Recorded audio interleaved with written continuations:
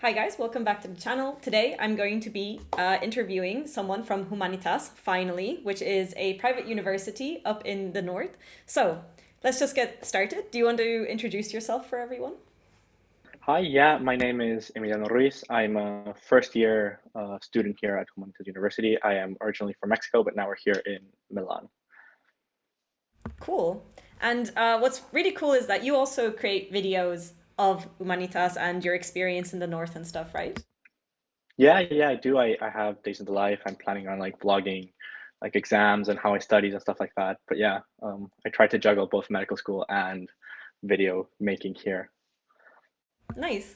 And so, I already told you, but I was watching some of your vlogs last night, and in it, you mentioned that you really, really wanted Humanitas, and it was basically your first choice. So I was wondering if you could tell me, like, why this university was your first choice. I mean, obviously, it's a super nice university and it's a great course, but like, did you consider some of the public schools, or like, what was your reasoning behind it? Well, I wanted to go to the UK first, but then I couldn't because I didn't get the grades for it through the IB and because of cost. So I found that Italy was a really good choice.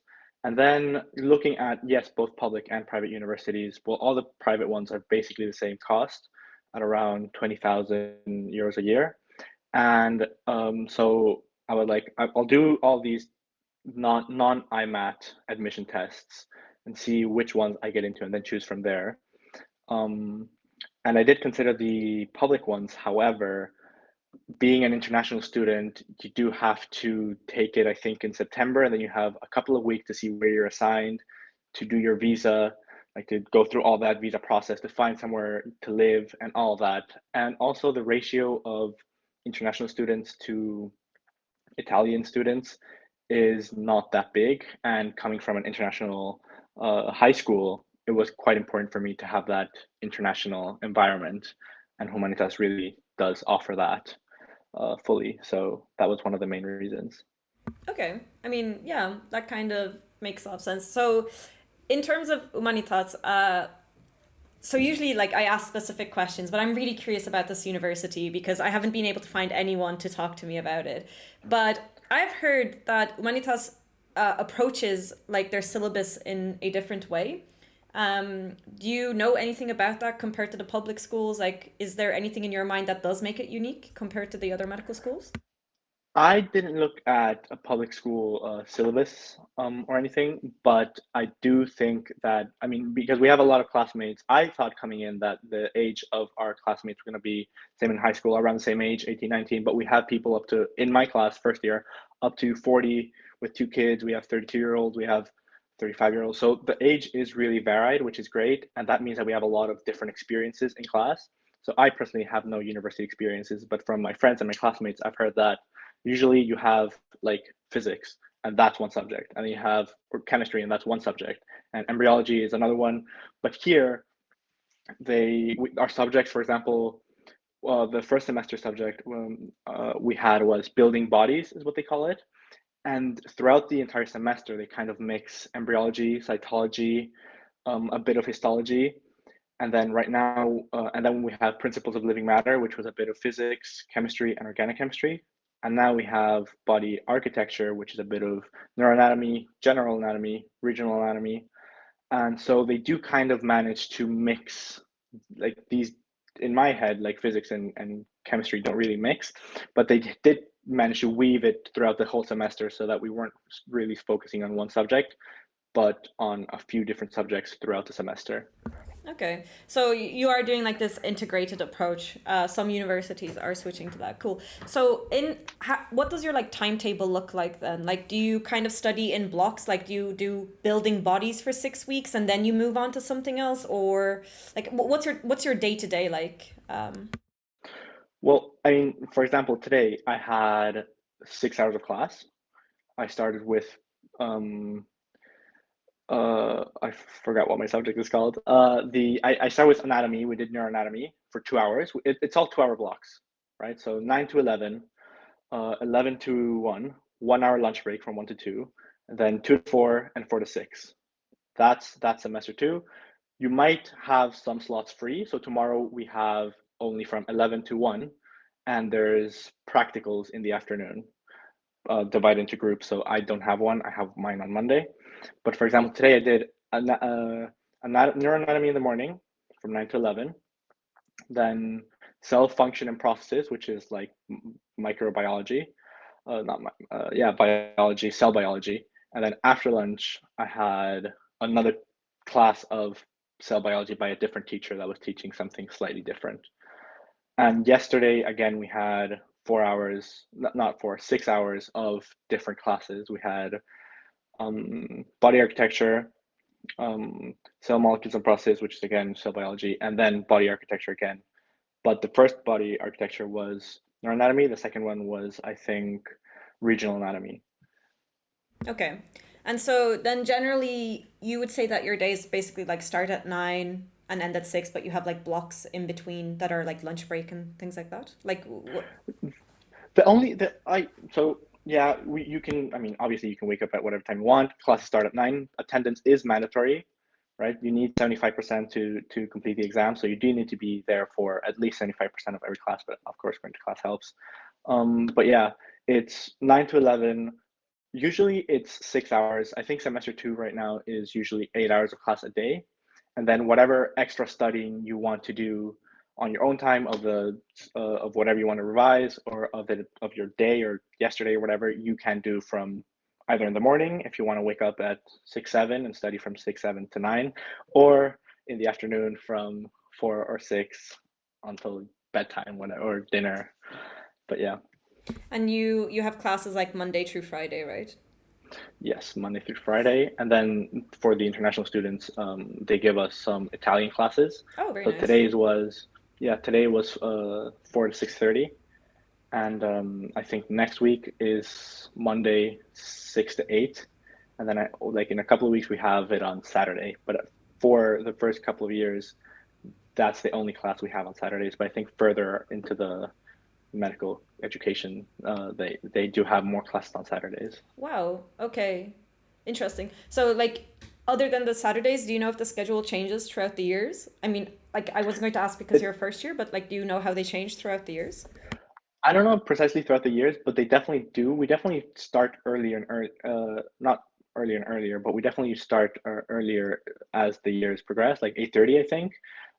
Like even last semester, we started at 9:30 and ended at 6:30, and right now we're starting at 9, finishing at 6.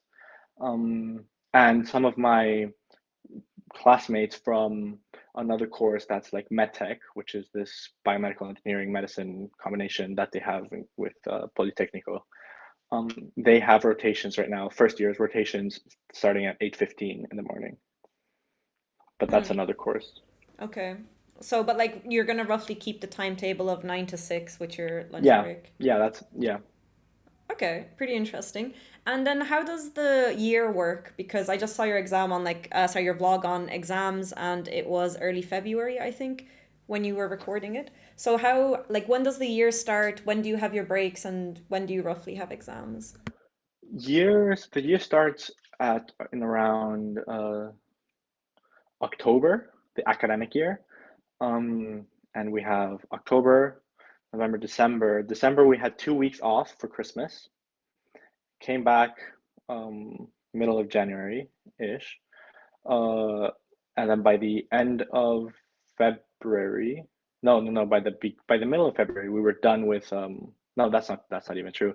By the middle of January, by the end of January, sorry, by the end of January, we were done with learning content, and we had 10 days or 2 weeks to revise our content on our own, and then we had exams, and we had one big exam for building bodies. That was 60 questions, multiple choice. And then we had a histology practical, and then we for PLM, for physics, chemistry, and organic chemistry, we did have short like intermediate tests throughout the semester.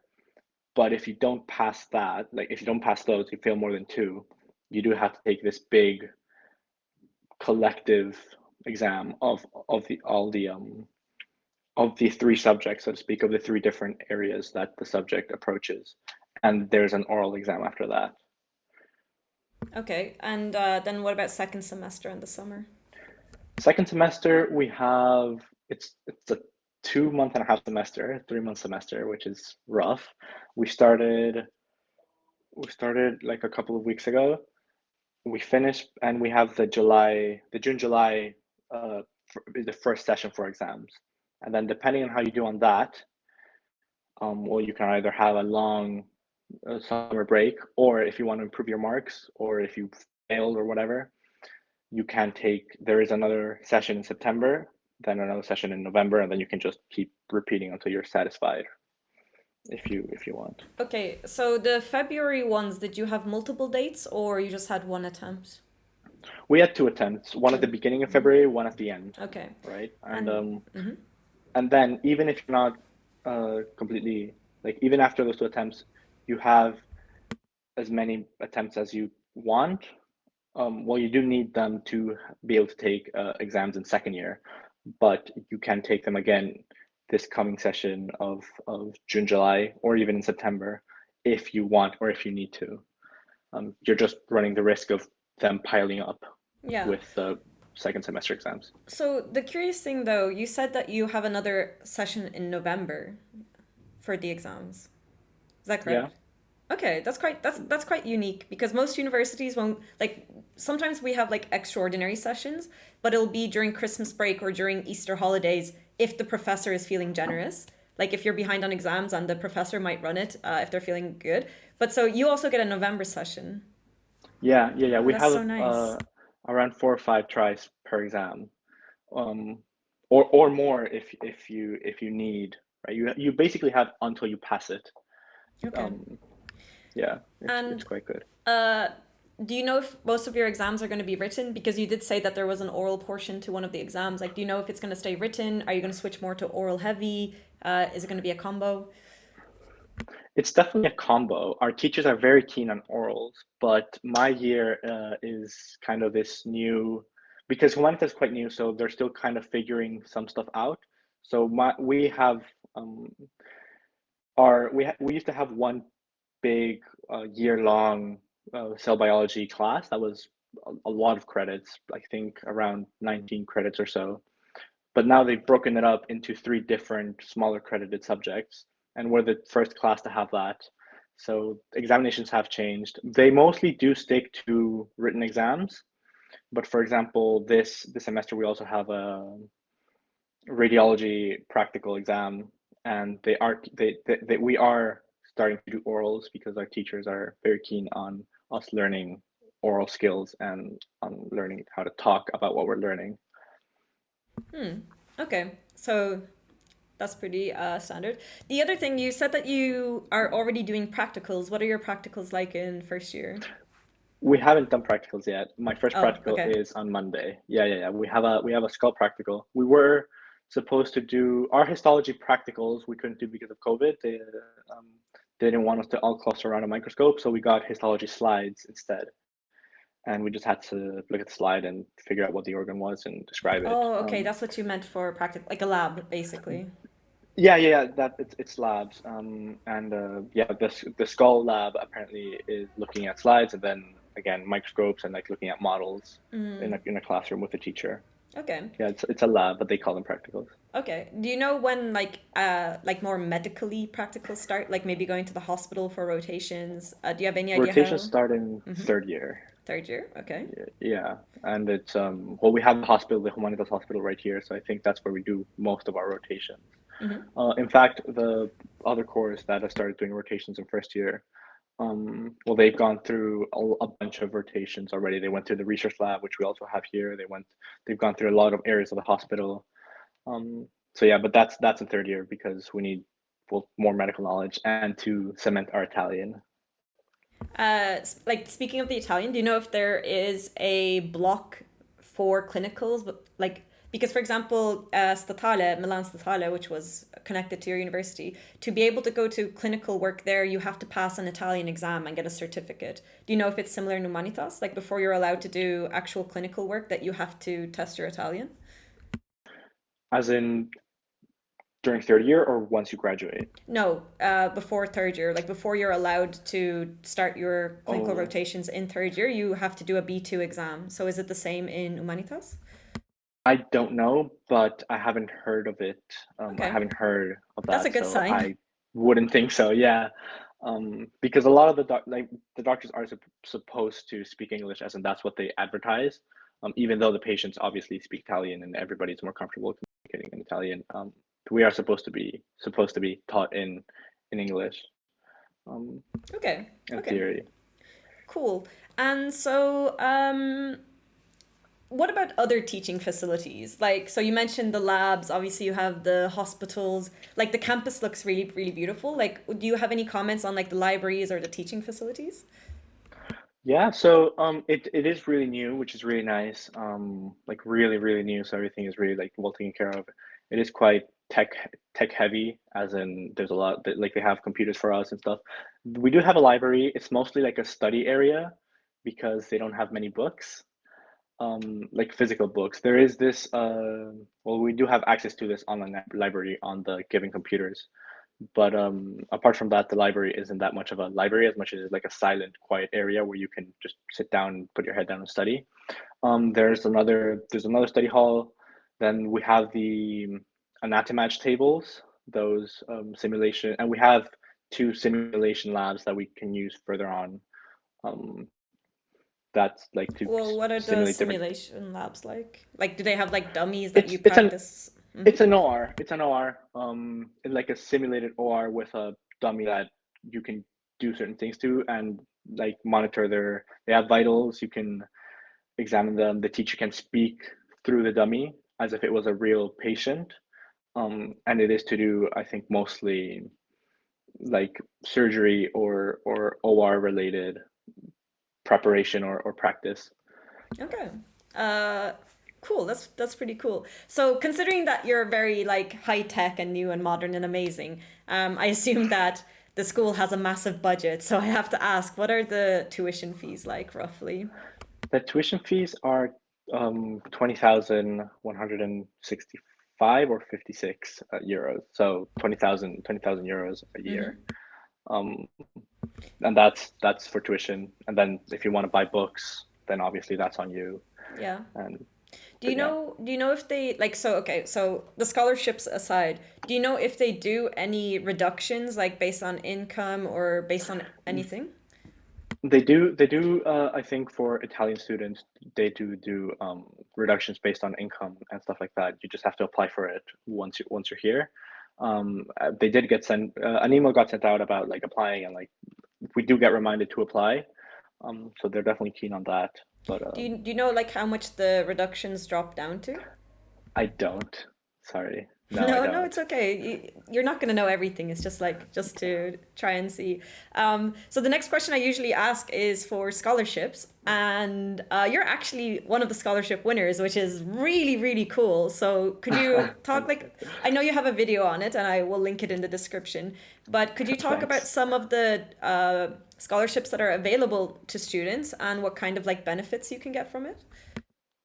Yeah, I think the only scholarship you can get before entering the university is a scholarship I have, which is uh, if you score really well on the HUMAD, which is their admission test, and then you do well in the interview and all that. There are four scholarships for non-international students, and I think six for. I mean, there's four scholarships for international students, and I think around six for EU students.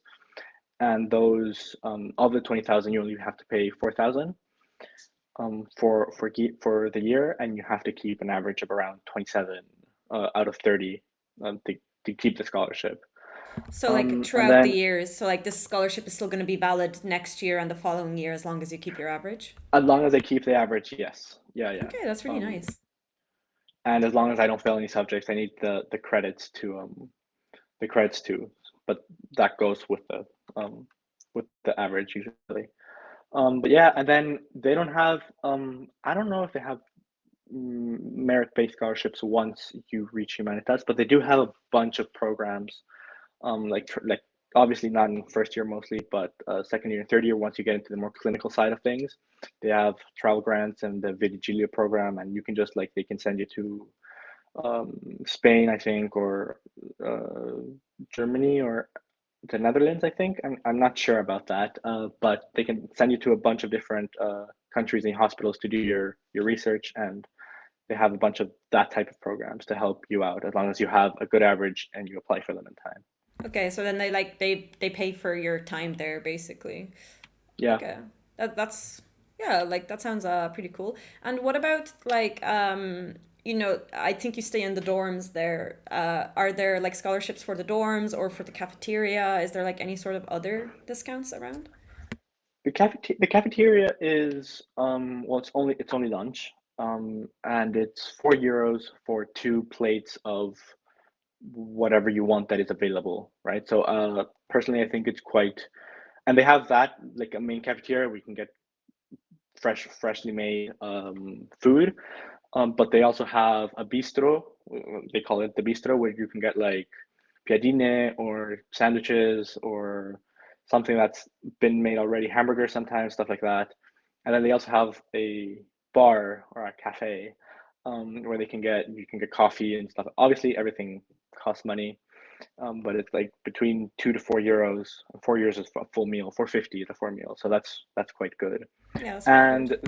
And the dorms themselves are not part of Humanitas University. It's another, I mean, they're right here, it's 300 meters, but it's another company called Camplus. I think they have a bunch of residences, like, but they're a dorm accommodation company more than they're not, I mean, they're affiliated with Humanitas, but they're not Humanitas. Yeah, okay, I get what you mean. And there's a bunch of types of rooms here, ranging from like an individual room that you get your kitchen all to yourself, and that's I think 15,000 euros, all the way to a double room with a shared kitchen, and that's 9,000 euros. And they do have scholarships for those, but I don't know about them honestly. Do you think it would be like because Humanitas is located a little bit outside of Milan, right? Like you guys aren't in the center. Do you think it's No, it's around 50 minutes. 50, Oh, by like five public zero? transport. 50 by public Okay. transport. Yeah. Okay. Do you think it's feasible to like live off campus and travel every day, or like do you have any idea what the price comparison would be? Like, um, I don't know what the price comparison is, honestly, but it's definitely feasible. I have friends that do it. I have classmates that live in Milan, like in the center, and they commute every day. They're not very happy about it sometimes because either maybe there's a bus strike, or maybe the buses might be late, or they might miss one. They might not wake up on time and they're late. Sometimes the weather just isn't really nice. There's other accommodation options in Rozzano, because well, that's the area where we live, Rozzano. And apparently, since the university came, it went from being a kind of not very good neighborhood to a quite good neighborhood. So it's kind of like a university kind of town where there's a lot of different places you can stay, Airbnbs, but also hostels and stuff. There's a place called Corte Milano that's close, cheap, apparently, and classmates live there. There's another really nice area that's a bit more expensive called Basilio. Apparently, that's really nice too.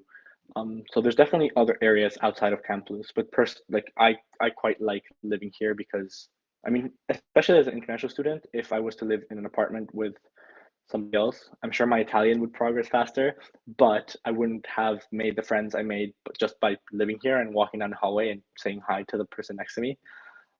So yeah. yeah, that sounds really nice. But what about like since you're basically on campus all the time, like how do you access other things like supermarkets or gyms or like what are like the facilities like not only like of the campus but I mean like in general like the amenities like living there or commuting or you know what I mean like Yeah, I think so. I mean, campus has a gym, and I mean, there's a short walk through the hospital actually to a grocery store, to a big Esselunga where you can get an, anything you want basically. There's also gyms in the city if you live not in the city. By in the city I mean in Rozzano, not in Campus. Um, that you can go and pay for, and that's that. Um, yeah, there's you can deliver here. There's restaurants. You can, okay so yeah. you don't feel like cut off from anything or I feel sometimes I forget I'm living in Milan, okay because it is far. So at like I can't go for a stroll and end up in front of Duomo as if I was studying somewhere in the city, right? It is you do have to plan a trip, especially if you want to do other things like study. Um, so it is easy to just stay on campus all day, every day during the weekends, studying, just chilling out here, and kind of forgetting that you live in Milan. But on the weekends, when we have the chance to go out and the weather's cleared up and it's nice, like, okay, like let's go out, and you make a trip of it and you spend the day there. But it is not like it is 50 minutes there and 50 minutes back, plus like €2 for bus and then maybe €2 for metro one way and then back. So, but you Okay. do have to like plan it out.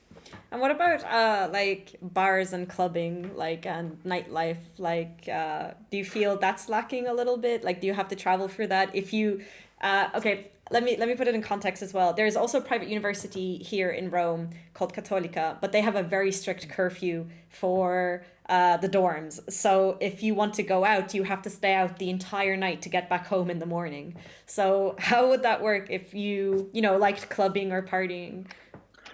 I mean, there's a bunch of clubs in Milan, so it's finding one is not an issue. There is no strict, I mean, you can drink, you can have fun here on campus, right? You can have friends over as long as they sign in, especially now that COVID is kind of easing up, they do allow people in. You can throw your own party here as long as your neighbors are fine with it. You can have music, you can have drinks, you can have dinner, whatever. You can also travel to Milan at 10, 11, come back 2, 3 in the morning if you want. There's always something at the reception. Um, it's a fine area right now. So you can always go, come back. Usually what we do is just wait until public transport because it's cheaper because there's no Uber, but you don't have to, Okay. right?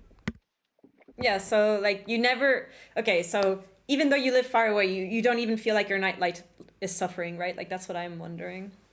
No, no, no, definitely not. I mean, it's definitely not suffering because we live far away. It's definitely Okay. suffering because we're in med school and we Mm-hmm. do have to kind of Sure. do the medicine part of it.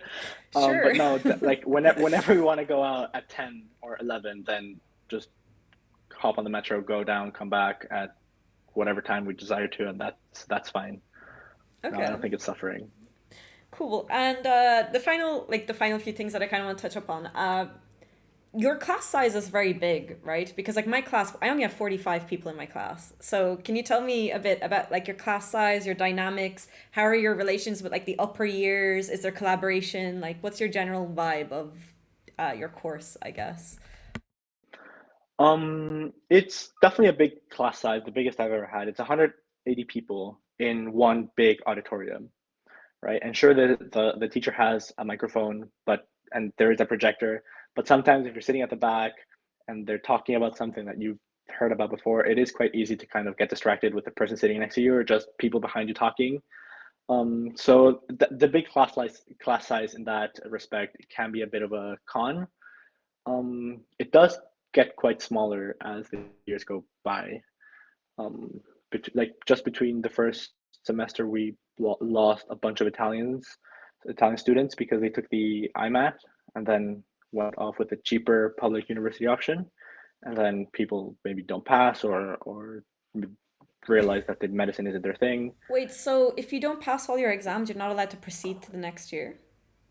You can proceed, you just can't do the Ah, tests. okay, okay. And then there's a backlog. Mm-hmm, But mm-hmm. also, like if you haven't passed one exam maybe for the seventh, eighth time, maybe you might realize that that particular subject is not for you. Or like I don't. It depends. Again, it's a Mm-hmm, mm-hmm. personal thing. Yeah, yeah, yeah. Um, but yeah, but it's and it's hard to be friendly or to know everybody. I don't think I can definitely recognize most of my classmates from their faces, like Mm-hmm. walking around, seeing them in campus. But I had definitely haven't talked to all of them, or I definitely don't know everybody's name. Hopefully at some point we'll get there. Maybe as we start doing more things, because okay, groups like friend groups form quite soon, and we all have our own, not predefined, but our own chosen select friend group. So once those kind of formed, it takes some initiative to go out to another group of people and be like, "Hi, my name is Emiliano. Nice to meet you. What are you doing?" Right? Um, but it's definitely very friendly. Very we have this big group chat. Everybody collaborates. We send notes. We upload presentations. We help each other out with questions. So it's definitely not cutthroat competitive, and it's quite nice to be able to pick 179 different brains on what they think about X medical subject or ask them a question or something like that. And what about with the upper years? Do you guys have communication with them? We have second year mentors specifically. We're assigned to them or they're assigned to us. We can ask them questions, ask them for resources, stuff like that. Um, Again, living on campus, I know a few third year, fourth year, fifth years, but again, we don't share any classes. We just uh, walk past each other in the hallways. It's not really like you have to really go up to somebody and be like, "Hi, I'm a first year. Could you please help me with that?" And I'm sure with whatever, and I'm sure people would say yes, but there isn't just just by coming to Humanitas doesn't mean you'll get a bunch of friends from sixth year, fifth year, or like you have to go out and ask or introduce yourself or take that first step to really form that connection. Yeah. Okay. Uh, and do you generally find that people are collaborative, even if it's from the upper years? Like, do you share resources? Do you have good Yeah, yeah, yeah, resources? Mm-hmm. yeah, for sure. It's yeah, it's past papers and stuff like that aren't allowed here. Like we're not supposed to have past exams or that was new to me. I don't know if it's common in other universities, but it was new to me as an IB student. We're not supposed to, but maybe, maybe not. We got some from upper years. Maybe it was a huge Google Drive folder with all of it from Maybe, a but we mysterious don't know. person. Yeah. We don't know. We don't know, And maybe. and our and our mentors also share all the resources they have Yeah. to help us out, like essays if we have it to write an essay, or like questions, or they send us their own book recommendations, textbook recommendations. Just yeah, it's definitely not competitive. It is very collaborative. Cool. Sounds really good. Is there anything that you wish you knew before you went there? Like, not as a warning, or like, is there a message you would give to yourself before you got in, and two, a message if anyone's considering this school, like what you would want to tell them? um, a message to myself. I would tell myself maybe to I mean, first of all, to relax during summer because I was a bit stressed and I was a bit trying to get on top of whatever I was going to do for semester without knowing what I was going to do for semester. So really enjoy that summer before it'll be one of the last you have to like really really chill.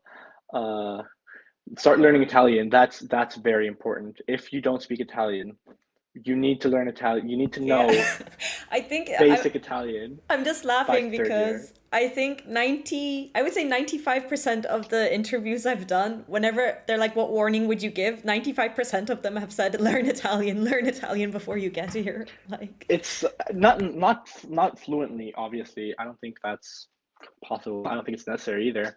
But whatever bases you have before you get here are going to be so useful. I know Spanish, and that's already been a huge head start. But I have classmates that don't know Spanish or any other Latin-based languages, and trying to learn a language proficiently on top of all the schoolwork isn't really easy. So yeah, definitely Italian is what I would recommend. okay, cool. Anything about the university specifically that you would uh, like to mention? Like, About the university specifically, um, I don't know. Like I really like it. We don't do cadavers, um, which I was really disappointed about, and I that's know a few of my classmates are. that's very standard. Like, I know when I sent you a list of the questions, that was one of the questions, and the only purpose of that question is to demonstrate that none of the universities do cadavers. Because there's like every year there's always some rumors that no, this university gets to do it, and it's Mm. always a lie. Like, it's not true. So I know it's disappointing, but like, don't worry, none of the universities do cadavers. Like, Yeah, yeah, no, and that's it. I mean, I don't know. I quite like it. I don't have any complaints. It can be a bit disorganized sometimes. I think it is growing and like becoming like popular or whatever, and that means sometimes it can be a bit disorganized. Um, but overall, I think the teachers are good, um, most of them. Oh. And yeah, no, I don't. Yeah, that's it. Okay, cool. Well, I think that kind of covers everything that I would have liked to ask and that I'm sure people would love to know because I'm sure also before you got in, you noticed that it's kind of hard to find a lot of like accurate and good information. Yeah. So just again, as a reminder to whoever is watching, I'm going to link all of Emiliano's stuff in the description and in the first comment. Thank He you. does really fun and really nice videos. So Emiliano, thank you so much for Thank you. coming on No, and thank you for having me. giving us information. Cool.